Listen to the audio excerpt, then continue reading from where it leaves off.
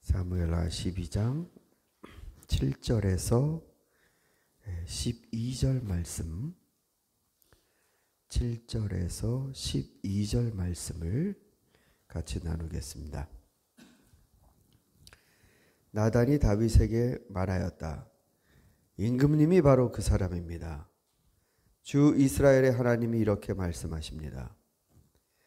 내가 너에게 기름을 부어서 이스라엘의 왕으로 삼았고 또 내가 사울의 손에서 너를 구하여 주었다.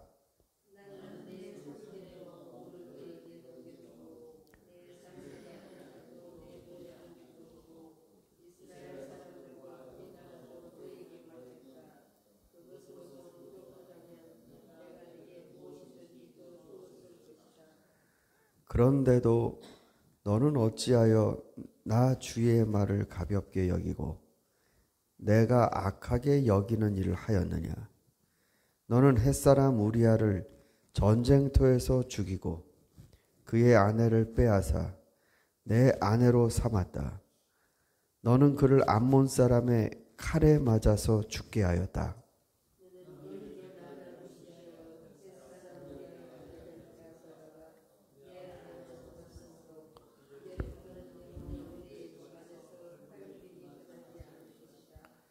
주님께서 또 이렇게 말씀하십니다.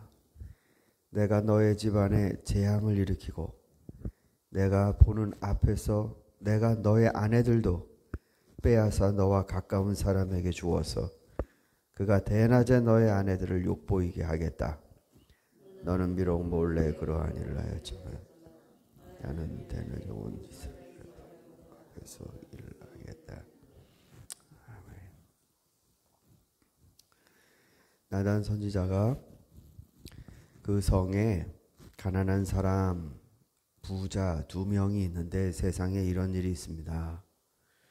가난한 자의 한 마리밖에 없는 그 귀한 양을 빼앗아서 부자가 훨씬 더 자기께 많으면서도 빼앗은 것으로 손님 대접했습니다. 그 자는 반드시 죽어야 된다. 그리고 4배로 갚아줘야 된다.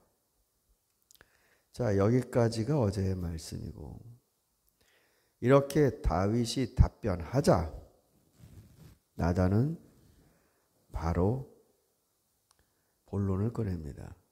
그 사람이 바로 당신이요. 아마 다윗이 촌철살인이란 말이 있듯이 나단의 이 짤막한 한 문장에 비수가 꽂혔을 것입니다. 그러면 이제 나단의 목소리가 아니라 하나님의 목소리가 나옵니다. 주 이스라엘의 하나님이 이렇게 말씀하십니다. 이러면서 하나님이 다윗을 어떻게 보고 계신지가 나옵니다. 이 대목이 밧세바 사건에 있어서 가장 본론입니다. 하나님은 이걸 어떻게 보고 계시는가? 그러니까 죄를 지면 여러분 가해자, 피해자 요 관계에서만 따지죠, 세상에서는.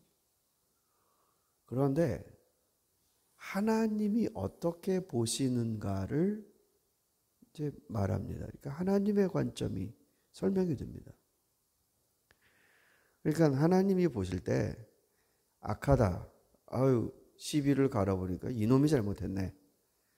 하나님이 이 악이 벌어진 현장에서 객관적으로 멀리 떨어져 있어서 누가 잘못했는지 가리신 다음에 벌 주는 심판자의 모습이 아니에요, 지금. 그러니까 이 악이 벌어졌을 때 우리가 방금 읽은 이 본문을 보면 하나님이 객관적으로 심판하시고 선과 악의 케이스가 그 앞에 딱 있는 게 아니고 하나님이 피해자로 나오세요. 이거를 우리들이 잘 분별을 못하는 부분입니다. 하나님이 객관적인 심판의 주가 아니라 하나님이 너가 나를 공격했다, 이런 식으로 나오시는 거예요. 예수 그리스도께서 십자가에서 죄의 용서를 구하시며 돌아가셨다. 우린 이 대목을 조금 더 집중해야 됩니다.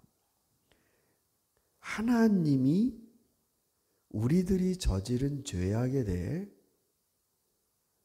아무런 본인의 영역에는 상관도 없는데 그냥 죄는 죄니까 벌하신다, 이게 아니라 우리들의 죄악이 하나님의 인격과 그분의 통치에 대적을 했다라는 것이 그분에게는 이게 손상인 겁니다. 하나님께 죄를 저지른 겁니다. 하나님께. 그래서 지금 나단 선지자를 통해서 하나님의 음성이 나오는데 그때의 하나님의 모습은 삼자적 심판자가 아니라 피해자의 보복의 모습 같습니다. 내가 너에게 이렇게 응징할 것이다. 네가 나에 대해서 이렇게 했으니 내가 너에 대해서 이렇게 할 것이다. 여러분, 죄는 그냥 뭐 껌댕이가 묻어갖고 잘 닦이는 걸로 한번 닦아서 지우면 되지, 그게 아닙니다. 죄는 궁극적으로 하나님을 범하는 것입니다. 여기 보면 먼저 하나님께서 내가 너를 어떻게 높여 주었는지 회상해봐라, 그러면서 과거 얘기를 해주세요. 도망 다니고 쫓기는 신세인 너를 내가 기름 부어 왕으로 삼았고, 그리고 네 상전이었던 사울의 왕궁을 너에게 넘겨주고 그 아내들도 내 품에 안겨주고, 이스라엘과 유다, 그러니까 지금 지파가 나뉘었잖아요. 물론 나라가 나뉜 건 아니지만 다윗은 유다 지파고 사울은 베냐민 지파였습니다. 그래서 이게 일종의 마치 우리나라 뭐 이 선거하면 전라도, 경상도 표가 극명하게 갈리는 것처럼 지역이 이렇게 나뉘어져 있는데 그 둘 모두를 다 다윗에게 주었다. 근데 그것도 부족하였다면 내가 내게 더 주었을 것이다. 그런데 이제 9절 말씀을 보면 어찌하여 나 주의 말을 가볍게 여기고 내가 악하게 여기는 일을 하였느냐. 이게 핵심이죠. 나 주의 말을 가볍게 여기고 내가 악하게 여기는 일을 하였느냐. 여기서 가볍게 여긴다라고 번역을 했습니다만 이게 바자라는 동사입니다. 이 단어가 사실은 몇 번 안 나오는 단어인데 이게 사무엘서에서 어디에 나오느냐면 골리앗과 다윗이 싸울 때 골리앗이 다윗을 보면서 그를 업신여겼다라는 표현이 나오는데 그게 바자입니다. 등치가 굉장히 큰 그리고 철제로 무장한 골리앗이 조그만한 홍안의 소년, 이 돌물매를 갖고 나온 소년을 이게 뭐 볼 가치도 없는, 그래서 업신여겼다. 그러니까 골리앗이 다윗을 보던 그 시각, 그 눈빛으로 다윗이 하나님의 말씀을 본 겁니다. 네가 내 말을 그렇게 여겼다. 아무것도 아닌 것처럼.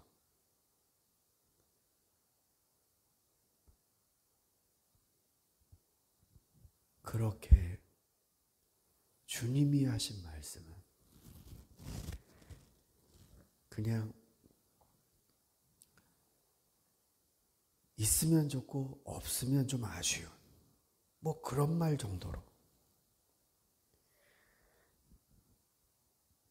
내 욕망을 제어하지 않는 그런 하나님 말씀으로 그렇게 여겼다. 그러니까 하나님의 존재를 업신여긴 것이죠. 사실은 이것이 죄의 핵심입니다. 죄의 핵심은 하나님을 업신여기는 겁니다.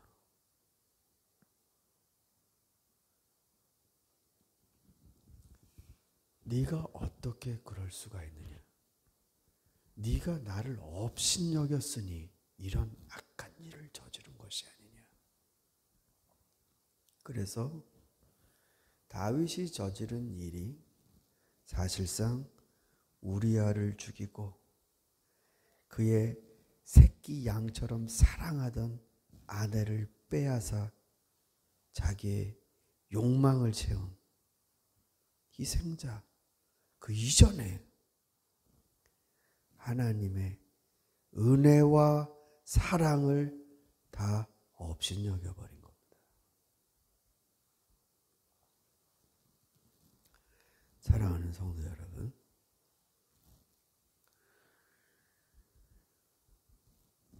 얼마나 이 죄에 대한 하나님의 마음이 칼날처럼 예리하고 증오가 있으셨으면 그의 아들이 그 불을 꺼뜨려야만 했을 정도가 되겠습니까? 하나님의 영역과 주권, 하나님의 통치에 인간이 감히 뭐라고? 아니 그것도 하나님이 사랑하시던 자가